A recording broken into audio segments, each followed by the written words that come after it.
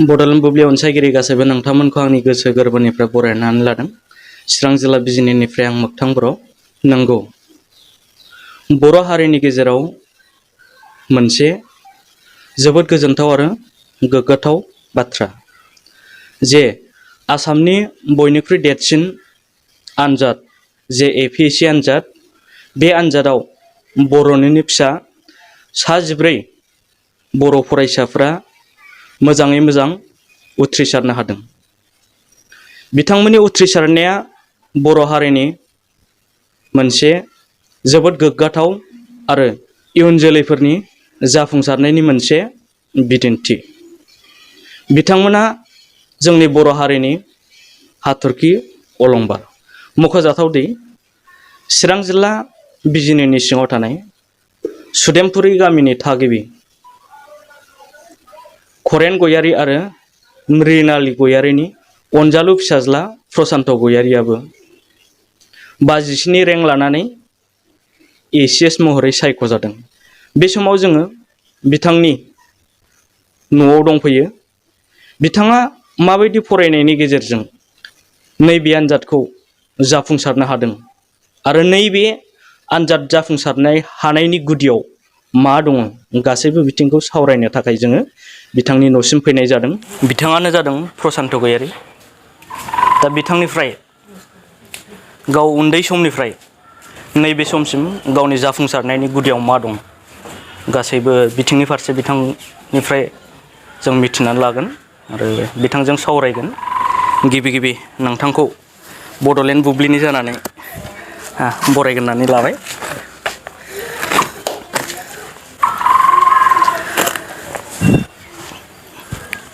गिबि नोंथांनि सिनायथिखौ मिथिग्रोनो लुबैदों। आंनि मुङा प्रसान्त गयारि। आं नैबे एबारनि APSC परिखायाव रेंक 57 मोनदों। बेनोसै आरो। गुदि सोलोंथाइनिफ्राय लानानै नैबे समसिम बोरै फैनाय जाखो एसे मिथिनो हागोन नामा? बिदिनोसै, नाजानायजों फरायबाय, नाजानाय मोनसे थाबाय, ओमफ्राय गोसोआवबो थारमाने माबा मोनसे जानो इच्छा दंमोन, नाजाबाय थाबाय, बिदिनो जालांबाय आरो। नाजाबाय थानानै जादों आरो। माने आगोलनिफ्रायनो मेट्रिक जेला पास जादों आं, बिनिफ्रायनो नाजानाया दंमोन आरोना, आं माबा मोनसे जागोन होननानै। बे नाजाबाय थाबाय, दा जालांबाय आरो। मा मिडियामजोंमोन? आङो मिडियामा इंलिसानो फरायदों, ओमफ्राय 12खौ गभमेन्टआव फरायदों आं, बिजनि बान्द'आव। ओमफ्राय कलेजआ जाहैबाय BH कलेज। BH college. ओमफ्राय आं बिनि उनाव कचिं लाहैबाय। गुदि फरायसालिया जाहैबाय आं माबायाव फरायदों, सेन्ट जन्स बरमायाव, बरमा मिसनाव।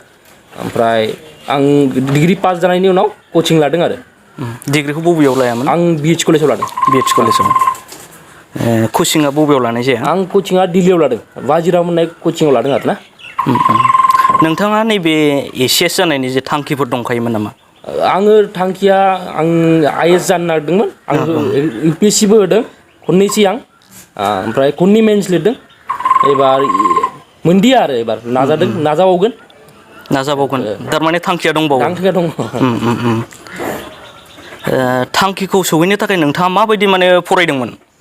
फरायनाया सानफ्रामबो फरायो, गोसो जाबानो फरायो। फिक्स शेड्युल गैया आरो ना। आं सानसेयाव 12 घन्टा बिदि फिक्स गैया आरो, जेब्ला गोसो जायो अब्ला फरायो। घन्टा हिसाबै नोंथाङा बुंनो हागोन नामा बेसेबांसो घन्टा नोंथाङा फरायोमोन? घन्टायाथ' आं जनाया 12 घन्टा बेबायदि जयोमोन, खिन्थु बिनि गेजेराव थारमाने फकास होना फरायनाया 4-5 घन्टा आरो, बिनि बारा नङा। बे 12 घन्टायाव थारमाने जलाय उथिलाय बिदि आरो। दा नोंथांनि नैबे नाजानायाव न'खरनिफ्राय माबायदि हेफाजाब होयोमोन? न'खरनिफ्राय जाहैबाय आंखौ जिबायदि फरायनो गोसो फरायनो होदों, जेब्लाबो प्रेसार होआखै आरो ना। नों ओरैबायदि खालाम होननानै, आं जिबायदि फरायनो गोसो बेबायदिनो फरायनो होदों आरो बिमा बिफाया। जाखिनि नोंथाङा जाफुंसारबाय, आरो बिनि अनगायैबो गुबुन थांखि दंबावो नङा होमबा? दंबावो, UPSC होनायनि थांखि दं फैगौ बोसोराव। एबार होनाय जायासै, फैगौ बोसोराव होगोन आरो। जे जोंनि गेजेराव गोबां लाइमोनफोर दङ, नैबे सिभिल सार्भिसनि बागै खायफाया मिथिया, बै बिथांमोनखौ सिभिल सार्भिसनि बागै माबाफोर खावलायगोन नामा?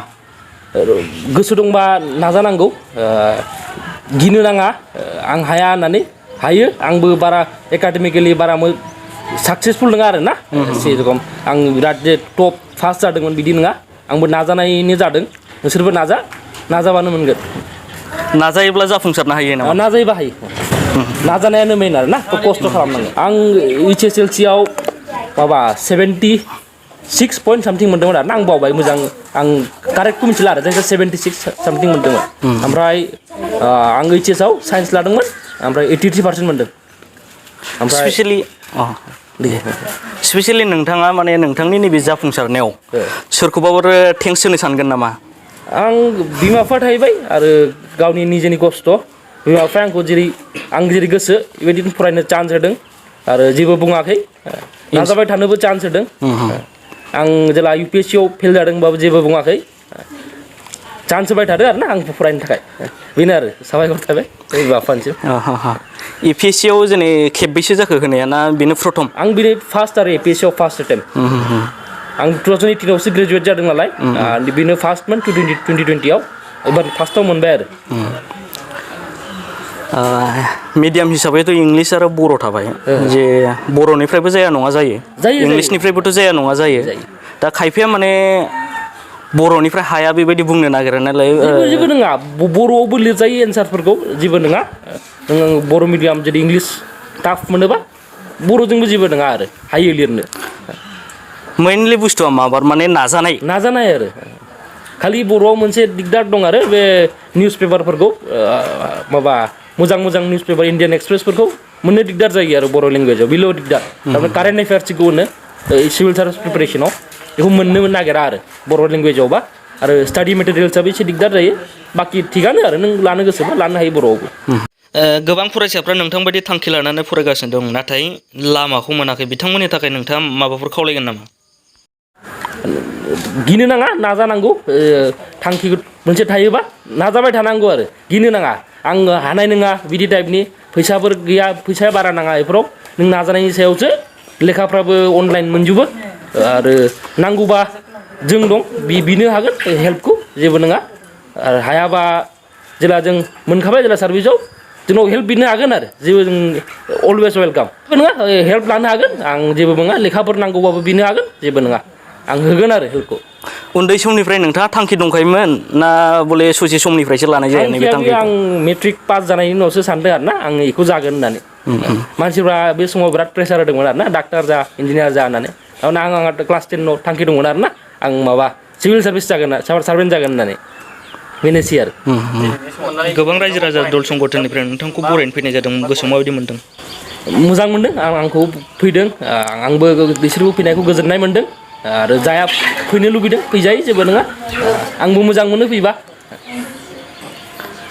दा बिथांनिफ्राय जे गावनि नाजानायनि सोमोन्दै बिथाङा फोरमायबाय निस्सय थांखि थायोब्ला जाफुंसारैनि खुनु खोथा गैया बे समाव जोङो बिमा बिफानिफ्रायबो माखासे बाथ्रा जों मिथिनानै लाबावगोन बिथांमोनहा नैबे जे अनजालु फिसाज्लानि जाफुंसारनायाव माबायदि हेफाजाब होदों जे नोंथांनि फिसाज्लाया नैबे APSC आनजादाव माने जाफुंसार जानो हाबाय नोंथाङा माबायदि माने गोजोननाय मोनदों आं गोजोननाय मोनदों माने गथ'आ माने हाजासे नाजादों बेयाव आं गोजोननाय मोनदों आरो नोंथांमोना माबायदि हेफाजाब होयोमोन बिमा बिफा जानानै हेफाजाबाथ' आंहा न'आवनो थानो मोना बिसिनि फरायनायनि फैसा जगायनायावनो आंहा दिन थाङो फुङाव ओंखारलाङो मोनायाव फैयो बिसोरनोनो नांगौखौ आं जिखिनि हायो जगायो बेनो आरो आंना फिसाखौ लानानै माबायदि थांखि दङ आंहाथ' गावसोर जि सानो बेनो जायो फिसाफोरनि गोसो जोंथ' जगायोल'सो होनोल' हानांगौ दा फिसाफ्रा गावसिनि गोसो जोंथ' बारा एसेग्राम गोजानबो जों रोंस्लाबाखिसै जों जिखिनि जों रोङिखाय फिसाफोरखौ रोंथों होननानैनो जों फिसाफोरनो हाजासे माने हेफाजाब होदों आरो जोंनि गेजेराव बिथांमोन बायदि जाफुंसारनाय फरायसा इसेबां माने गैसोआ दा माबायदि माने बिमा बिफाफ्रा दायथ' लायोब्ला नैबे नोंथांनि फिसाफोरबायदि जानो हायो एसे माने गारजेनफोरखौ खावलायहरगोन नामा बियो गाव गावनि फरायनायनि सायावसो जेनेबा रावबोथ' रावखौबो जर जुलुम फरायहोनो हाया गोसो गैयैखौ रावबो माने जर जुलुम खालामनो हाया बे निजेहा बेक्ति गोसो थानांगोन आंथ' दिनैसिम आं बे फिसालाखौ बाबा नों लेखा फराय होनफेराखै आं निजेनो फरायनाय जे फरायदो नोङो ओरैबायदि खालाम जों खुनु दिन होनफेराखै निजेनि गोसो जानानै जा फरायदों बेनो गोसोआव माबायदि मोनदों मोजां मोनबाय बिफा हिसाबै मा फोरमायगोन नोंथांनि फिसाज्लाया APSC आनजादाव माने उथ्रिसारनो हाबाय ACS आव सायख'जाबाय माबायदि गोजोननाय मोनदों नोंथाङा आंथ' आंनि गोसोआ बेसे मोनहैनानै एसे गोजोननाय मोनदों फुल भाबै 100% आं सेटिसफाइ जायाखै मानो होनोबा आंनि फिसाल' APS आव बा UPSC आव पास जानायखौ आं गोजोना बे बिजनि साब डिभिजनावनो बोसोरसेयाव साब्रै साबा जेब्लानाखि पास जागोन अब्लासो आं 100% गोजोननाय फैगोन बोसोरसेयाव साब्रै खमसे खम कम्पालसारि अब्लासो आं गोजोननाय फैगोन आरो थाखाय आं भगबाननियाव आरज गाबहरो जे बयनिबो न'खराव APS IPS पास जानानै जानो हाथों होननानै आं बेखिनिखौनो बुंनानै आंनि बुंनांगौखौ फोजोबबाय नोंथांनि जे फिसाज्लाया बेबायदि सासे जाफुंसार जानो हाबाय माबायदि हेफाजाब होयो नोंथां आंनि फिसाज्लाया जे बे जाफुंसार जानायाव आंथ' ओरैनो जास्ट गाइडल' होयो फरायबाबा नाजाबाय थाबासो मोनसे बा साक्सेसफुल मोनसे गल खाथियाव बलखौ लांनो हागोन बेबायदि होनबाय थायोमोन आं गावबो आंनि बुंनायखौ लानानै बिदिनो साक्सेसफुल खालामनो हादों बेसिम नाजानानै APSC खौ पास खालामनो हादों बे आरो जोंनि गेजेराव गोबां जे फरायसाफोर दङ बायदिसिना माने ड्राग्स जौ जुवा बायदिफोरजों माने गफबनानै थायो दा बिथांमोनखौ माबाफोर खावलायगोन नामा नोंथां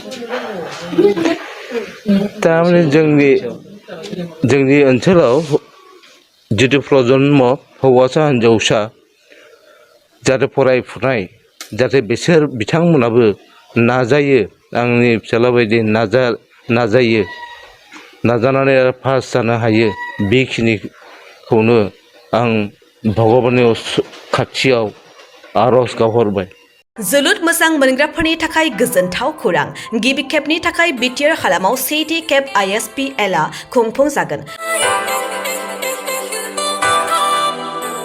बिटिआर ओनसोलाव लाइमोनफोरखौ जोलुरनि फारसे गोसो बोहोनाय जोलुरखौ जौगाहोनायनि थांखिजों बिटिआर सरकारा बे बादायलायनायखौ खुंफुंनो थिरांथा लादों सा सानजा भारतनि 6 सिडुल ओनसोलाव थानाय मोनजि गेलेग्रा हानजाफोरनि गेजेराव बे बादायलायनाया जागोन बादायलायनाया फैगौ 9 अक्ट'बरनिफ्राय जागायनानै 23 अक्ट'बरसिम सोलिगोन अदालगुरिनि डिमाकुसि स्टेडियामनिफ्राय बादायलायनायखौ जागायजेनगोन बेबायदिनो बे जोलुर बादायलायनाया बिटिआरनि मोनब्रै जिल्लायाव खुंफुंजागोन आरो जोबथा बादायलायनाया क'क्राझार जिल्लानि सिङाव थानाय थिथागुरिनि साइसाक सेन्टाराव खुंफुंजागोन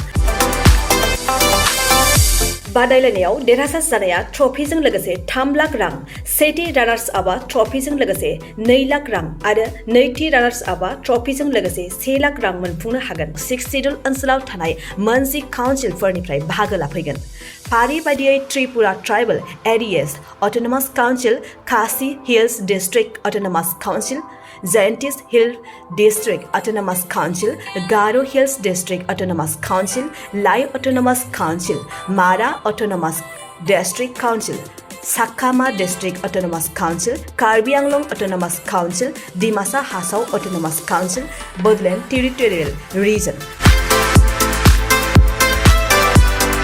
बेखायनो सा सानजा भारतनि जोलुर गेलेनायखौ मोजां मोनगिरि रायजो राजाफ्रा थिखानाय खालार आरो जायगायाव लैहोर लैहोर फैनानै जोलुर गेलेनाय रंजाथायखौ लाफैनो हागोन